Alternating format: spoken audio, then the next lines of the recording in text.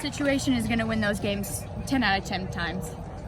You know, we just came out, and I think that first play that we had was an error, so we started off as an error too, and I think that kind of really dictates the game, how that plays out too. Throughout the week, that's what we've been working on, is hitting just those little things, and you know, we're barely under it. And I keep telling those girls, keep your head up. You got to adjust in the box. You know, if the pitcher is pretty slow, you got to move up in the box, and it's just little adjustments that we got to make on and off the field. But yeah, it's just little tiny things like that. What would you say about how Addie Wernsing and Lucy Fearday, as far as those two specialties you have, they play really well together? They do. You know, and I think we had, just coming off a full game, just coming off of a full 5 games this week, we just really had to adjust in there too. You know, I have 4 pitchers that I can work with right now. And it didn't help the fact too, Lucy did get drilled in the chest against our game at Paris. So she's, you know, coming off of that. I got Addie, she's working her way back up too with a shoulder injury that she had too. So she's just starting to kind of get the feel of stuff again. And I have Sydney Kibler too. You know, it's just little things that we're trying to figure out, and I really do have a young team right now. So that's what, you know, is making it a really hard adjustment for us too, is who are the leaders on the team right now. So that's really what we're trying to figure out. Just, you know, coming off of COVID, a lot of these girls that I had as freshmen, they didn't really get to see playing time at all freshman year. So this is a completely new team that I have this year, and you know, just coming off of that too, I'm pleased with, you know, where we're at with stuff, but there's a lot of, you know, just from this game tonight that we have to work on too. Obviously it's a big time game, Effingham County battle, but Under the Lights, there's a lot of people here for this game, and It's your first time coaching in this type of game. What does that mean to you? Yeah, no, I think that's one of those games, it's always been a rival game. Even when I was in high school, it's a game you look forward to.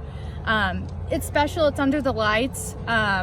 It was really neat. It's really neat for the girls because that's really the only game we get to play throughout the year that's kind of like this, so it's very special for them.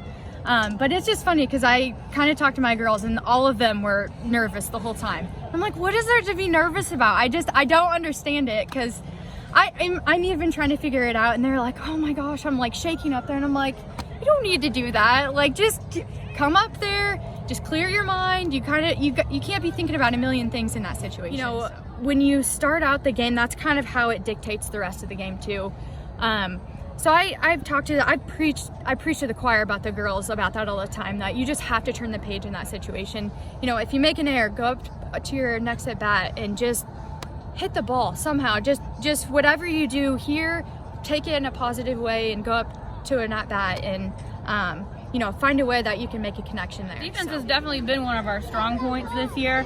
So combining both the offense and the defense is really something that we've been trying to do. And the last couple of games, we've really been doing that. What would you say about how Tia pitched? Not only that, but she pitched the whole game against a very good St. Anthony team. Yeah, she did a really good job. I mean, they had their hits, but we didn't let it really get us down. Obviously, the offense helped out by tacking on some runs and really making her be able to throw what she wants to throw so that we could ultimately win the game. Oh, absolutely. Yeah, I mean, it's kind of strange. It was like the T-Town girls kind of don't really even know the magnitude of the game. I mean, I created this classic with Rich on the other end of it, and they were just like, why are we playing at night? And I'm like, girls, it is a night game. This is like the Cross Creek Classic. This is something big. And they really just treated it like another game. So that mentality right there, it worked for them. It's definitely emotional. I know all those girls on St. Anthony except a couple of the transfers. So I've been working with them since they were really little. And so it was emotional for me to see them out there,